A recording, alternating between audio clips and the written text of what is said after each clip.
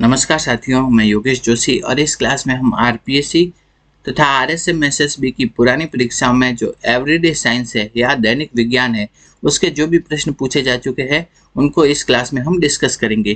तो यह इस सीरीज का सेकंड वीडियो है। इससे पहले भी एक क्लास में हम कुछ क्वेश्चन डिस्कस कर चुके हैं। तो ये वाले जो प्रश्न हैं आपके आने वाली परीक्षाओं जैसे सीईटी हो गया, एलडीसी हो गया और भी परीक्षाएं जिनमें कि एवरीडे साइंस के क्वेश्चन पूछे जाते हैं, तो उनके लिए ये वीडियो बहुत इंपॉर्टेंट है। तो शुरू करते हैं। सबसे पहले हम देखते हैं, पहला प्रश्न देखते हैं जो पूछा गया था कि जैव विविधता से संबंधित सही कथन का चयन करो। अब उनको सही कथन बताना है, ठीक है। तो सबसे पहले पहला कथन क्या है, जैव विविधता भूमध्य रेखा की ओर बढ़ती है। तो ये पृथ्वी है, पृथ्वी में ये भूमध्य रेखा है, तो भूमध्य रेखा की ओर जाने पर क्या है, जैव विविधता बढ़ती है। हाँ, तो ये कथन बिल्कुल सही है।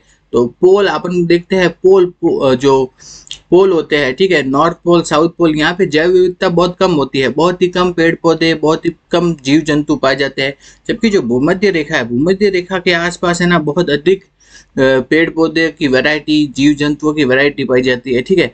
तो ये कथन बिल्कुल सही है कि भूमध्य रेखा की ओर जाने पर क्या है, जैव विविधता बढ़ती है। नेक्स्ट हम देखते हैं कि जैव विविधता उच्चतर अक्षांशों की तरफ बढ़ती है। नहीं, ये गलत है। तो उच्चतर अक्षांशों की तरफ जाने पर जैव विविधता नहीं बढ़ती है, पोल की तरफ जाने पर जैव विविधता नहीं बढ़ती है, ठीक है। तो ये गलत है। पृथ्वी पर जैव विविधता एक समान पाई जाती है। नहीं, एक समान तो कहाँ होती है, पोल पर कम होती है, यहाँ पे भूमध्य रेखा पे ज्यादा होती है, ये भी गलत हो गया।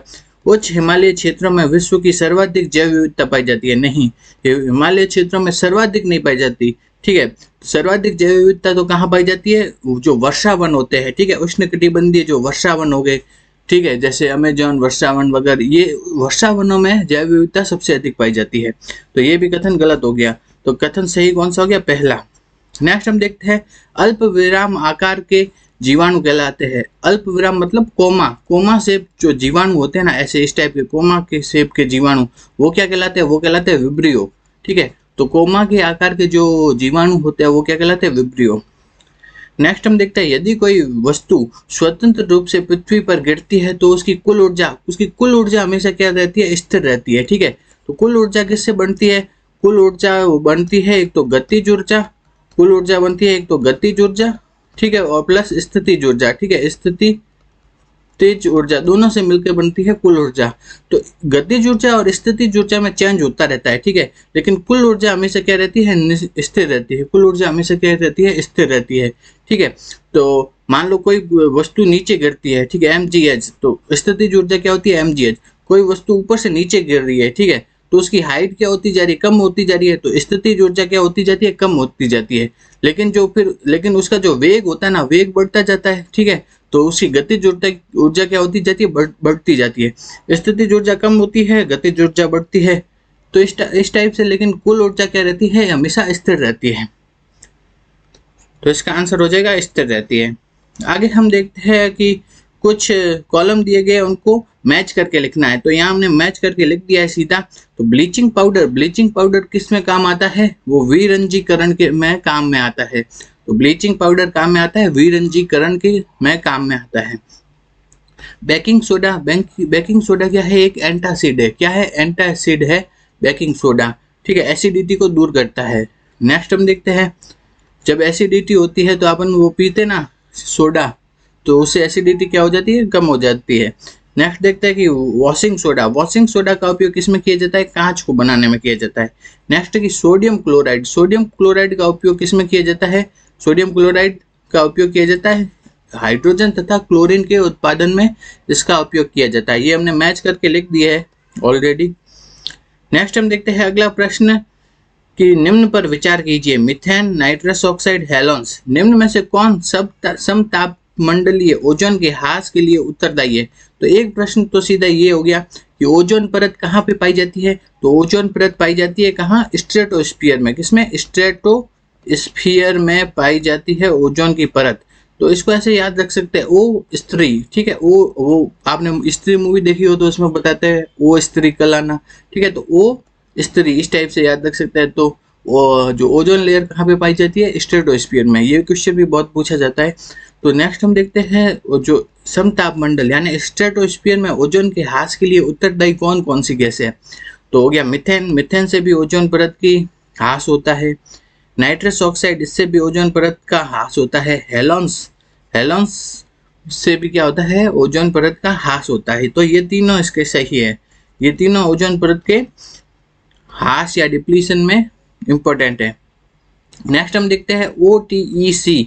OTEC का अर्थ क्या होता है? ओ का मतलब है ओशियन, ठीक है, ओशियन होते हैं ना, ओशियन। टी का मतलब है थर्मल, ई का मतलब है एनर्जी, और क्या है, और सी का मतलब है कन्वर्जन। OTEC का मतलब है ओशियन थर्मल एनर्जी कन्वर्जन, ठीक है। नेक्स्ट हम देखते हैं कि रिक्त स्थान बच्चों में सबसे बड़ा होता है, लेकिन यौवन की शुरुआत के साथ यह अंततः सिकुड़ जाता है और वसा द्वारा प्रतिस्थापित हो जाता है। बच्चों में तो इसकी बड़े बड़े आकार का पाया जाता है, लेकिन जैसे जैसे उम्र बढ़ती जाती है वो इसका आकार क्या होता जाता है, कम होता जाता है। तो वो ग्रंथि कौन सी है? वह थाइमस। थाइमस ग्रंथि होती है जो कि बच्चों में बड़े आकार की पाई जाती है, जैसे जैसे उम्र बढ़ने पर इसका आकार कम होता जाता है। नेक्स्ट हम देखते हैं इसरो के बारे में सही कथन का चयन करो, ठीक है। तो सही कथन कौन कौन से हैं? पहला है कि इसरो द्वारा पहले भारतीय उपग्रह का निर्माण किया गया और इसे 1975 में यूएसए द्वारा प्रक्षेपित किया गया। नहीं, ये गलत है कथन, ये वाला कथन तो गलत है। नेक्स्ट हम देखते हैं एंट्रिक्स कॉर्पोरेशन इसरो की विपणन शाखा है। तो एंट्रिक्स कॉर्पोरेशन क्या है? इसरो की विपणन शाखा, ये कथन सही है। इसरो की मास्टर कंट्रोल फैसिलिटी हासन में स्थित है, ये कथन भी सही है। तो इसका आंसर हो जाएगा सेकंड और थर्ड, दोनों सही है। अब अगला प्रश्न देखते हैं, इथाइलिन ग्लाइकोल का प्रयोग किस में किया जाता है? तो इथाइलिन ग्लाइकोल होता है ना, उसका उपयोग किया जाता है एंटी फ्रीज के रूप में, एंटी फ्रीज के रूप में किया जाता है इथाइलिन ग्लाइकोल का उपयोग। तो एंटी फ्रीज क्या होता है? एंटी फ्रीज ऐसे जो पदार्थ होते हैं जो कि पानी में अगर ऐसे किसी पदार्थ में डाल दिए जाए ना तो उसको जमने से रोकते हैं, ठीक है। ऐसे पदार्थ क्या कहलाते हैं? Anti freeze. मतलब ऐसे पदार्थ जो कि द्रव को जमने से रोकते हैं वो क्या कहलाते हैं? एंटी फ्रीज कहलाते हैं। जैसे कार के रेडिएटर वगैरह में एंटी फ्रीज डालते हैं जिससे कि वो जमे ना, ठीक है, और इंजन सही से काम करता रहे, तो वो पदार्थ क्या कहलाते हैं? Anti freeze. तो एंटी फ्रीज ये क्या है? इथाइलिन ग्लाइकोल क्या है? एक प्रकार का एंटी फ्रीज। नेक्स्ट हम देखते हैं कि बिच्छू के डंक में कौन सा एसिड पाया जाता है? तो बिच्छू के डंक में पाया जाता है मिथेनोइक एसिड। कौन सा? मिथेनोइक एसिड पाया जाता है किसमें? बिच्छू के डंक में पाया जाता है। आपसे पूछ लिया जाए कि जो थकान होने पर जो मसल्स होती है, मांसपेशियों में कौन सा एसिड का निर्माण होता है? वो हो गया लैक्टिक एसिड, ठीक है। इसी प्रकार से अब हम देखते हैं इम्यूनोसप्रेसेंट क्या है? इम्यूनोसप्रेसेंट रिक्त स्थान प्रतिरोपित अंगों के प्राप्तकर्ताओं में अस्वीकृत होने से रोकते हैं। जब हम कोई भी, आपने ट्रांसप्लांट का नाम सुना होगा, ठीक है। तो ट्रांसप्लांट में क्या करते हैं? मान लो किसी दूसरे व्यक्ति का कोई ऐसे अंग ले लिया, ठीक है, अंग लेकर के किसी दूसरे व्यक्ति में अपन ट्रांसप्लांट कर देते हैं। हार्ट ट्रांसप्लांट हो गया, लीवर ट्रांसप्लांट हो गया, ठीक है। तब जब वो ट्रांसप्लांट करते हैं ना तो जो इस व्यक्ति का जो सेल्स होती है, ठीक है, उसकी सेल्स होती है वो क्या करती है? उसे अस्वीकार कर देती है। जो बाहर से जो अंग आया ना उसे अस्वीकार कर देती है, उसे नष्ट करने लग जाती है, ठीक है। तो ये नष्ट करने लग जाती है तो वो ट्रांसप्लांट क्या हो जाता है? अनसक्सेसफुल हो जाता है, ठीक है। तो उसको क्या करते हैं अपन? इम्यूनोसप्रेसेंट दवाइयों का यूज किया जाता है। इम्यूनोसप्रेसेंट दवाइयाँ क्या करती हैं? इसको संदमित कर देती है, मतलब इसको रोकती है कि यह जो ट्रांसप्लांट वाला अंग है उसे नष्ट न करे, ठीक है। तो वो इम्यूनोसप्रेसेंट दवाई कौन सी है? वो है साइक्लोस्पोरिन। क्या है? साइक्लोस्पोरिन क्या है? एक इम्यूनोसप्रेसेंट दवाई है जो कि ट्रांसप्लांट अंगों को अस्वीकृत होने से रोकती है, ठीक है। तो ये समझ। नेक्स्ट हम देखते हैं निम्नलिखित प्रक्रिया में बनने वाले लवण की पहचान कीजिए। तो इस रिएक्शन से कौन सा लवण बनेगा वो बताना है, ठीक है। तो इससे बनेगा, देखो, NH4OH, H2SO4, इधर हो गया 2H2O, ठीक है। तो NH4OH को कैसे लिखेंगे?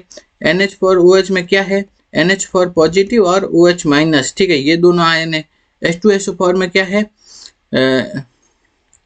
H प्लस और SO4-2, ठीक है, SO4-2 ऐसे है। तो इधर तो क्या बन गया? 2H2O, जल बन गया। तो ये H प्लस और OH मिलकर के क्या बना दिया? जल। बाकी बच्चे कौन से? ये वाले दोनों। तो ये वाले दोनों मिल जाएंगे आपस में, तो ये वाले दोनों मिलेंगे ना तो क्या होता है? आपको पता होगा कि है ना, जो इसकी जो घात होती है ना वो इसके नीचे आ जाती है और इसकी जो होती है वो इसके नीचे चली जाती है। तो NH4 और ये इसकी वाली ये 2 है, 2 कहाँ आ जाएगी, इसके नीचे आ जाएगी 2, और SO4 और इसकी वाली +1 कहाँ आ जाएगी, इधर। तो ये +1 को लिखने की जरूरत नहीं, तो इस हिसाब से NH4, तो आंसर क्या हो जाएगा, डी। नेक्स्ट हम देखते हैं मिलान करना है इनमें से, ठीक है। तो सबसे पहले हम देखते हैं प्राकृतिक बहुलक, ठीक है, नेचुरल पॉलीमर, इसमें से कौन सा है प्राकृतिक बहुलक, इनमें से कौन सा है, तो प्राकृतिक बहुलक है स्टार्च और सेलुलोज, ये प्रकृति में मिलते हैं, प्राकृतिक बहुलक है। नेक्स्ट देखते हैं कि ताप दृढ़ बहुलक, इसमें से ताप दृढ़ बहुलक कौन सा है, तो वह है बेकेलाइट। बेकेलाइट क्या है, ताप दृढ़ बहुलक है। प्रोटीन किससे बना होता है, अमीनो अम्लों का पॉलीमराइजेशन से बना होता है। अमीनो अम्लों का बहुलक होता है, क्या होता है, प्रोटीन। नेक्स्ट है ताप सुगठीय बहुलक। ताप सुगठीय बहुलक किसमें से कौन सा है, वो है PVC। तो ये आपने मैच करके लिख दिया है। अगला प्रश्न है जेनेटिक इंजीनियरिंग में प्रयुक्त होने वाला सामान्य जीवाणु कौन सा है, तो वह है E coli. E coli genetic engineering में प्रयुक्त होता है। और आपसे पूछ लिया जाए कि नेचुरल जेनेटिक इंजीनियर कौन है, वह है एग्रोबैक्टीरियम ट्यूमीफेसियंस। Agrobacterium tumefaciens. ये क्या है, नेचुरल जेनेटिक इंजीनियर है बैक्टीरिया। और जेनेटिक इंजीनियरिंग में प्रयुक्त होने वाला सामान्य जीवाणु है ई कोलाई। आगे हम देखते हैं अगला प्रश्न, ओजोन के बारे में निम्नलिखित में से कौन सा कथन सत्य है, वो बताना है, ठीक है। पहला देखते हैं, ओजोन में से ऑक्सीजन का निर्माण एक उष्मा शोषी प्रक्रिया है, ठीक है। तो ओजोन है उससे ऑक्सीजन बनता है ना, वो क्या है, एक उष्मा शोषी प्रक्रिया है। ये ओजोन हो गया O3, ठीक है, इससे क्या बन गया, ऑक्सीजन। तो इसमें क्या होता है, ओजोन क्या होता है, टूटेगा, और तोड़ने के लिए क्या देनी पड़ेगी हमको, उसको एनर्जी देनी पड़ेगी। एनर्जी देंगे तो क्या हो गया, ये प्रक्रम उष्मा शोषी हो गया, उष्मा को ग्रहण करेगा, ठीक है। ओजोन एक त्रिपरमाणविक रेखीय अणु है। तो अपन को पता है त्रिपरमाणविक है, इसमें 3 परमाणु होते हैं, O3 होता है ना, और एक रेखीय अणु है। नेक्स्ट देखते हैं कि ओजोन में 2 द्विबंध होते हैं। ओजोन में क्या होते हैं, 2 द्विबंध होते हैं, जैसे O इस टाइप से, ये एक द्विबंध और दूसरा द्विबंध, मतलब 2 डबल बॉन्ड होते हैं, ठीक है। तो इस टाइप से। नेक्स्ट है कि ओजोन का, ये भी सही हो गया। तो ये तीनों पहले कथन तीनों क्या हो गए, सही हो गए।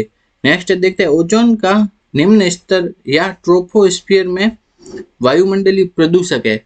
ओजोन है ना, अगर देखो 2 चीजें हैं, अगर ओजोन स्ट्रेटोस्फियर में पाई जाए, स्ट्रेटोस्फियर में पाई जाए तो क्या करती है, अच्छी ओजोन होती है, ठीक है। ओजोन 2, एक तो गुड ओजोन, एक बैड ओजोन। तो जो स्ट्रेटोस्फियर में जो ओजोन पाई जाती है ना, वो क्या होती है, गुड ओजोन होती है। क्यों, क्योंकि ये क्या करती है, हमारी जो ओजोन लेयर का निर्माण करती है। अगर ओजोन ट्रोपोस्फियर में कहाँ पाई जाए, ट्रोपोस्फियर में पाई जाए, मतलब नीचे वाले एरिया में पाई जाए, तो ये क्या है, एक बैड ओजोन कहलाती है। बैड ओजोन मतलब ये क्या करती है, प्रदूषण फैलाती है उस वातावरण में। तो अगर ट्रोपोस्फियर में ओजोन पाई जाती है तो हमारे लिए क्या है, हानिकारक है।